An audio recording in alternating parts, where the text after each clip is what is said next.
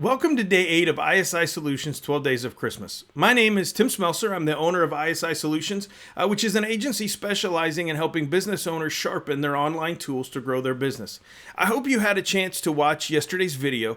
We dove into social media marketing in that video, but I also shared some valuable information pertaining to your sales process or your sales funnel.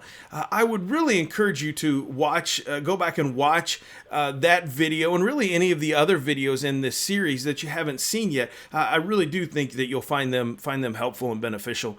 Today, I want to share some tips that can help grow your business if they're implemented correctly. Now you're thinking, how can I make that statement? Well, it's easy. You would be in the minority of businesses doing it. What is it, you might ask? It's simple. It's follow-up. That's right. You heard correctly. Follow-up. And I bet I can see it right now. You're already having this thought to yourself saying, I'm doing follow-up. In fact, Tim, every business I know is doing follow-up. What do you mean if I implement this, I'll be in the minority of businesses that are doing it? Well, here's my response. You're right. Every business is doing it, but the majority aren't doing it well, which in the end is costing them a lot of money. You see, I've talked to so many business owners and I'll ask them about their follow-up and what they're doing. And their response is always something along the lines of, yeah, man, I will call, I'll email, I'll text, whatever they choose a couple of times. And then I wait to hear from them. And I want to remind you, yesterday I spoke about the business owner's frustration with tire kickers, and particularly in the evaluation phase of the sales process, which is right after the interest phase. Contractors unknowingly categorize leads as bad or people as tire kickers because they sought out the contractor with a phone call or a form, filling out a form or an email, and then they have not returned the contractor's correspondence. And this happens. I know it does, and it's valid. However, I will say that some fault falls on the contractors because they don't have an adequate follow-up system. Now, I got to be honest, right now I feel like I should have the black and white striped zebra, shirt on for right now, because I feel like I'm kind of playing referee between the consumers and the contractors or business owners. But here's the deal. I've spent a lot of time looking at this issue from really both sides or both perspectives. And so today I want to speak to the contractor or the business owner to try to help you see things from maybe a little different perspective and help you establish some practices to help you better interact with your prospective clients. But before we get into that, I want to share some staggering statistics with you about follow-up and why I know it is such an issue for contractors and business owners. I want you to listen to some of this. On average, it takes between 7 and 12 touches or correspondence before a customer makes a decision. That's a lot. 80% of sales require at least 5 follow-ups after the initial contact. But here's the thing.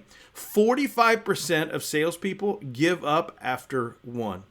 Do you want to be in the top 8% of salespeople? Then follow up with your leads at least 5 times and you'll be in the top 8%. These statistics are staggering to me. So let's look at how you can become one of the top 10% salespeople. I want to share with you 8 best practices when it comes to follow-up so you can begin to close more deals and grow your business. The first practice is to segment or categorize your leads. Listen, some leads that come in will be red hot. They will be ready to buy right then. Still others, they're going to be tire kicking. They're going to be just looking, doing some research. So set up within your follow-up the ability to journey with those that aren't ready to buy. As I said, some leads will be red hot. Others, they'll be warm, but others might be cold. But I want to give you advice. If you're the business owner that walks with them and answers their question, then you'll be the one that they write the check to because so many others will have forgot about them through the process. Number 2, make sure to respond as soon as possible once the lead comes in. This is where automation is key, and I will talk more about this later, but having a system that can respond to a lead automatically will put you at the front of the pack and stand out from other business owners. Third, do your best to personalize your communication. Using people's names in your email and or your text messages will make it more personable and it will help instead of just sending out some canned responses with no names. Fourth, utilize various methods of communication. Let's be honest, some people never check their email. So relying solely on email to communicate with a lead would be less than productive. But at the same time, you don't want to bombard someone with a bunch of text or a bunch of phone calls. Having a diversified approach to communicating with leads until you've been able to speak to them and you both have been able to agree on a preferred method of communication, this will help you ensure that your leads are hearing from you. Number 5, create a schedule for your follow-up. Remember, like I said, it generally requires 7 to 10 touches or communications before a conversion happens. Creating a follow-up schedule will ensure that you remain consistent with your communications and prevent you from letting the leads fall through the cracks. 6, provide your leads with helpful content to nurture them along their journey. Your goal should always be to add value along the way, especially to those leads that are a little colder than others. Your leads aren't going to become your customer after just one interaction. Even though we'd love for that to happen, it generally won't. So focus on nurturing the lead or warming them up a little bit. Rather than getting them to act right away and converting into a customer, focus on the smaller steps of the process. 7th, learn when to move on from a lead. Listen, qualifying your leads is an important step and should be done as early as possible. But don't get trigger happy and abandon leads because it may take a bit of work to close. But be smart about what you're chasing down.